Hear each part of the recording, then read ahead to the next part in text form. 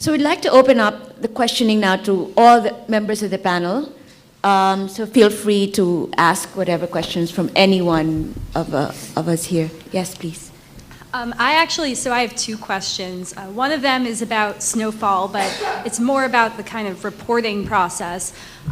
This was mentioned in the introduction to snowfall a few minutes ago, but one thing that really struck me as a reader was how well the interpersonal relationships were captured in the piece, and so I was wondering if you could speak a little bit to how you captured that element of the story, which ended up being very important to what happened to the skiers. And my second question is for Inside Climate Watch. I'm curious about, so as a small publication, and with the attention you've gotten from this prize, I'm kind of curious about how your funding and advertising processes work, especially when we were just speaking about that on the level of the New York Times. So those are my two questions. Okay, should we take the second question first to give these guys some rest? So how has your life changed since the Pulitzer Prize? We're totally foundation driven, so advertising wasn't on the table. I think maybe years ago, before either of us were involved, they maybe took some ads, but they decided against that. The goal is for a prize like this and the others that we've won through this is to get more people on staff so that we can actually have more than 2 people working on a special project and maybe bring in some multimedia. So our staff is growing, and using something like this is, it's a tool to get more foundations, but our publisher really takes care of that. I mean, we have that firewall between us, and we just explain, well, we're founded by foundations, but that we hope will grow, and also with the economy maybe recovering, that will help our cause too. So you've grown from 4 to 7 people now, right? We have 8 now. Oh, you have 8 now, so 100%. It was very exciting. That's great. And the other question about... Real quickly, and I think we could probably all agree on this, for the most part, these aren't stories about things, these are stories about people. And at the heart of any great story is the personal relationships and what's, it's a story about humanity. So I think it was very important. And I'd like to think that the relationships that I've built with the people who were willing to open up and kind of reopen these wounds and so on, sort of lent some authenticity to it. And yeah, I think that's the key. I mean, no offense, I don't want to read a story just about avalanches, but it's the people involved that make it interesting. Yes, please. Going on interpersonal relationships, what struck me is the sensitivity that you took with this graphic material, and I'm wondering what your balance was between, I want to inform the audience of what happened, but at the same time, I don't want to be too graphic. And secondly, were you ever concerned that the visuals would interfere with the sensitivity that you had established with the people you were interviewing? Second part, no, because I was somewhat involved. I have no idea how they did it, but I was somewhat involved in sort of looking over their shoulder and being a part of it. Okay. So I kind of knew all along what was going on. Just like you guys, probably, but this is probably 4 months before the story ran, I got an email, a Dropbox with that flyover. And I was in my backyard in California on my laptop, and I opened it up and it was like, holy cow, okay, I can see where this is going. This is going to be really cool. And so I was vested in, I fully believed in Steve and his team, and wasn't worried about that at all. It was a huge supplement. It hugely helped telling the story. The sensitivity issue is an interesting one. When I talk to the people, I really believe as a reporter that the thing you do first is explain to people that this is going to be an honest and full and accurate portrayal of what happened. You can't promise they're going to like it. They may not like you. They may wish they'd never talked to you. But you're going to go into this and be as honest up front as possible. They eventually opened up and told me some of the gory details. And I knew some of those gory details were probably going to affect some of the people who lost loved ones. And sure enough, I got emails and calls from some of them afterward saying it was really, really hard to read. But thank you, because now I know. Truthfully, you have to remember you're not writing this for them. You're writing this for readers. So it has to be accurate. You can't really censor things. I'll give you a quick anecdote. I did give a heads up to somebody at Stevens Pass saying, I have decided we're going to use one of the 911 calls. And I want to give you a heads up because I think it's really sensitive. And it's a 911 call that was placed, actually it's 911 calling the ski patrol office, if any of you happen to click on it, telling them we have the names of the people who have died and here they are. And at the time the ski patrol office thought it was just another avalanche in the backcountry, didn't realize that the people who had died were good friends of theirs. And the 911 call is, she very nonchalantly tells her the names, and you hear the woman wail. And it moves me just thinking about it. I got a call about 2 days before we published from the woman saying, please don't put that in here. And I explained to her, in a nice long conversation, explained to her why I thought it was important, that it shows the emotion. Her name also is not attached to it, so nobody can really figure out who she is. But I told her I thought for the broader story, it was important that it be in there. But that was a tough conversation to have. When somebody's begging you to take something out of the story. We should ask Sally this question as well. I mean, you talk to, you have to develop sources in the course of doing this story and as well as other stories. How do you get people to open up to you? It really depends on the topic and how you reach out to people. We just recently finished an 8-month investigation on sex predators that the state had a chance to lock up and under civil commitment and did not, and then they went out and did horrible things again. And I, in that case, that's a very sensitive thing, especially with rape victims who we had to approach. And, I would explain to them that I'm interested in your story, but we're taking a much larger look at this, and there's a systemic problem in the state that have allowed people like your attacker to commit horrible crimes. And I hope that you'll consider talking to me because your story could really make a difference on a much bigger scale. And that seems to work. So I think it kind of depends on the topic, but some people, that just don't want to talk to you, there's not much you can do. But and then others you can sort of compel into it, even if they hang up on you the first 2 or 3 times. So John LaForge, your main character, he was sort of a very willing source, right? But were there problems in that relationship in terms of his expectations, for example, of what the story is going to be? No, he pretty much gave me, complete trust. There were other people who were, some neighbors who were less willing to talk. In those circumstances, sometimes it's just a matter of time. And sometimes if you send them work that you've done, they can read it and feel comfortable that you are, particularly when you're inside climate news, which a lot of people haven't heard of, they want to know some background. And so I'm happy to give them anything they need. But it's the listening. I mean, we can't report if we don't listen. We have to let people tell their story. It's cathartic, it's whatever, but our ears are really, really our most important tools. Thank you. Yes, this side. Hi, that's more for the Sun Sentinel and the Inside Climate News. How do you maintain a relationship to your target? Like, you're going into this area and you have all these people and with oil in the lawns, and then you have the big oil company, and you said you still talk to Jason, the PR guy, after 5 months. And how do you stay neutral and not going onto one side and reporting against the other one? Yeah, I guess it's interesting because it's like a lot of things. You hear one side and you think, well, they have a valid point. Then you hear the other side. I mean, there are never 2 sides. There are always 25 sides. And you think, well, wait a minute, they have a really good point too.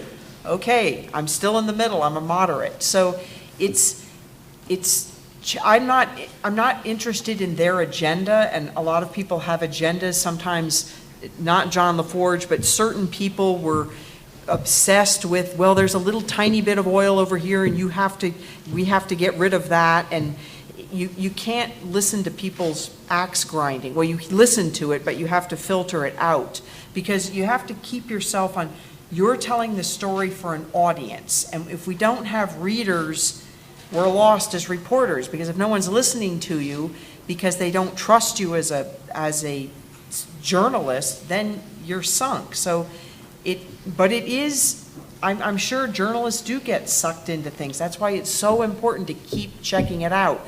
You know, I mean, I went to the University of Missouri in Columbia for the journalism school, and I still hear that professor of mine saying, you make that one more phone call, because it's, you know, you're tired, it's the end of the day, you want to go home, but you make that one more phone call, you send that one more email, because that, you need to keep verifying these things, and that's why editors are valuable, to keep you on that track, so that if you start to waver or go off, you know, you're too involved in this one thing, you need another voice to keep you honest, so to speak.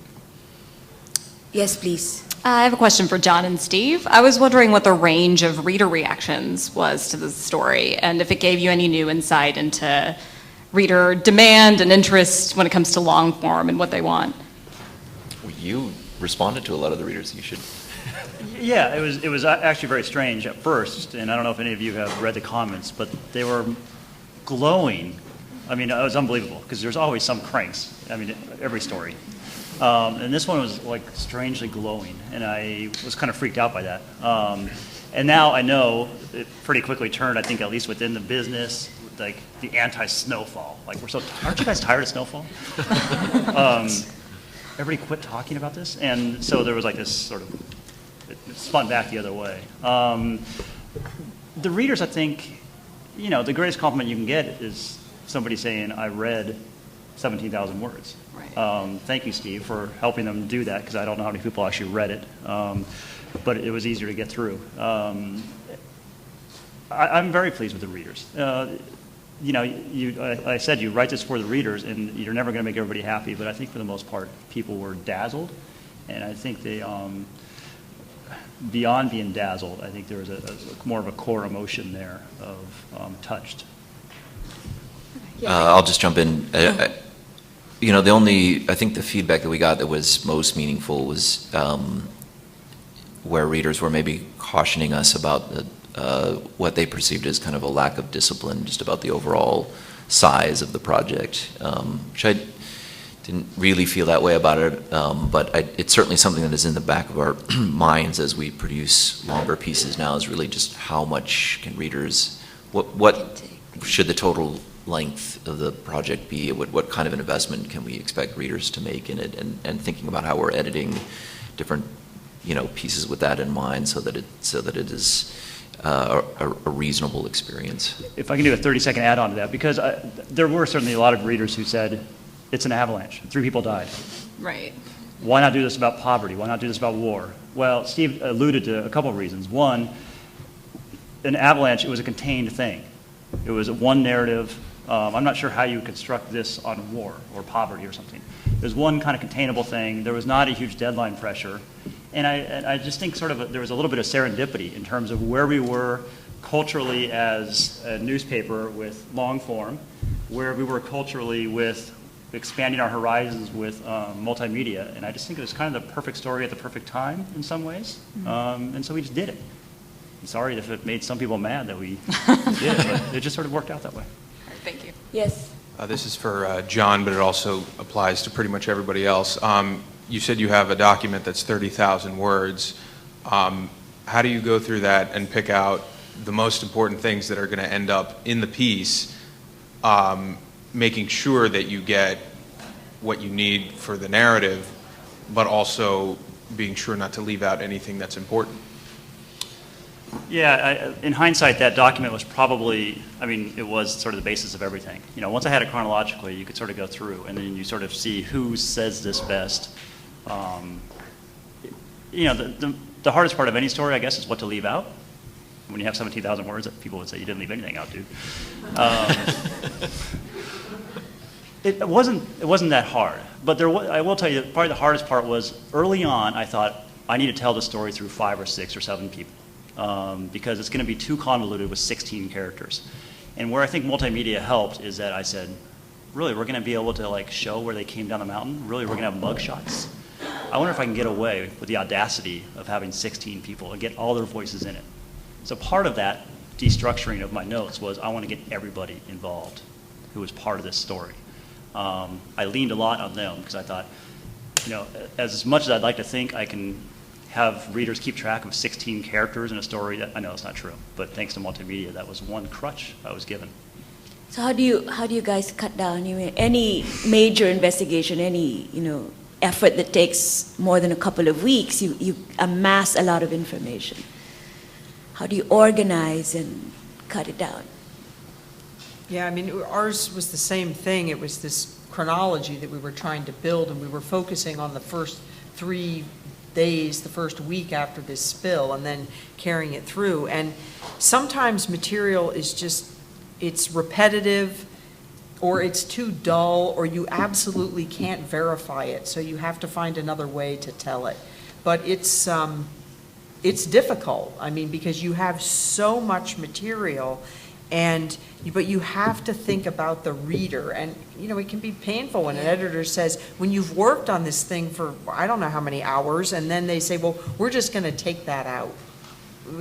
Sometimes you can't fight. If it's worth fighting for, you fight for it. Don't ever let an editor tell you something isn't worth fighting for. You need to do that. But sometimes you have to compromise, and you have to just say, you're right, it's too much, it's a roadblock. So. Sally? Yeah, I think, it's pretty typical for an investigation to end up using, 10% of all of the material that you gather, and your story evolves in the course of many months, and you just have to be very selective, I think, as you go along. Sometimes you'll go down take a right turn and end up reporting out something that really isn't, it's a tangent, it's not something that's going to carry the story forward, and you just sort of dispense with that. Keep very organized notes and files on everything, and just really always think about what is the most compelling thing that's going to advance the story, your most compelling examples, and self-edit, and then we have great editing staff that comes along and does what we call gut checks all the way up through the final editing of, are we on the right track, and always anticipate what the other side, read it from the other side, whoever that is, if it's the cops or whoever the other side is, how are they going to view this, and what can you do to protect yourself and be as fair and balanced as possible. Yes, Killian.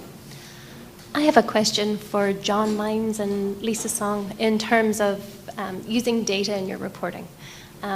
Myself and a couple of other classmates this week have actually been discussing just how much skill do you actually need to call yourself a data reporter, and what's essential in the newsroom. A lot of people are learning things like Excel and SQL, but people are going further and learning things like Python. How far do you want to push the limits? Well, I always tell our reporters that I know there are things that I do that they can't do and frankly don't want to do. But I always tell the reporters, every reporter should know Excel, at least the basics. And most of us who have been in this business in the data end, as long as I have, taught ourselves. There was no training at J schools, really, or not that much. So you basically learn what you want to learn, and if you want to learn more and go on to Python, fine, but if not, fine. And one thing, it's kind of interesting to hear John and Steve talk about, we're at the cusp, there's something new here, maybe, and 10 years from now it'll be a cinch to do what they did with snowfall. Well, we crossed that barrier on the data end about 15 years ago, because that's when computers became powerful enough that we could actually do the data work. Now we're just getting there with multimedia now. 15 years ago you couldn't do any of this stuff up here. I think I'm not a data expert at all. All I did was go to a 1-week boot camp, but it was enough for what we had to do. And I think the really valuable things you learn there are obviously the Excel and Access and a little bit of SQL, but most importantly, you learn to think of how to use data, and you learn to look for places where you can get spreadsheets. You learn how to ask for them in whatever format, and once I get it, even if I can't analyze it, I know what's possible. And so right now, Inside Climate is collaborating with the Center for Public Integrity on a project, and they have an actual data expert. So sometimes what will happen is I'll say, okay, we need to scrape this data and take X, Y, or Z out of it. I don't know how to do it, but I know it's possible. And then I'm able to communicate with their data person, and they do the magic. So that is always helpful. Sorry, I know we're tight on time. I just had a question for John Branch as well. Obviously, in the reporting, you went really deep with your sources, but I'm wondering, I mean, in terms of retaining control over your narrative, it's a question that a lot of people have asked. You mentioned that you wrote it up in a chronological format. Is that something that you find to be the most effective technique for retaining control of your narrative if it's running to 30,000 words? Fortunately, most of my stuff is not 30,000 words or 17,000 words. In this case, I thought it was useful. I'm weirdly proud of the fact that not only is it a long story, but I'm sure it's the longest story the Times has ever run without a nut graph.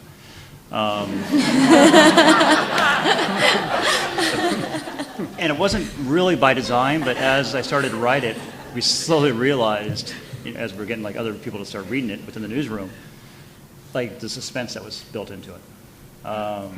And so it was after it was all written that I kind of went back and said,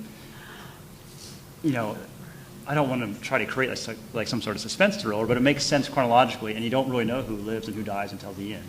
I didn't want to make that a cheap trick, but it turned out that way. And it was interesting, when it first came out, I was getting emails from people who saw this, and the very first thing you see is Elise talking, but I got several emails from people saying, it's killing me. You got to tell me, does Elise live? I'm like, she's on the video. Yeah. Yeah, but it just kind of worked out that way. This question is for Elizabeth and Lisa, and it's probably a better question for like your publishers, but they're not here. So, you mentioned that you're syndicating some of your stories with Bloomberg, and the New York Times recently, closed its environment desk, and I was wondering, just from like a business perspective, and in terms of a way to fund this, has there been any discussion of allowing news or allowing papers to kind of outsource their environment reporting to you guys? And, Maybe you just started that conversation. Because it's, there are more partnerships going on, because that's how we can grow our staff for particular projects. It doesn't mean it's a permanent thing, but looking for these places where we can match. But it totally makes sense now, because now that we have some more credibility, and we can have conversations with people who know who we are and know what we can do. But that's a very valid suggestion, and it's going to happen more and more and more with the way things are shrinking. Certain things are shrinking, other things are growing. So it's going to constantly be fluid, I think.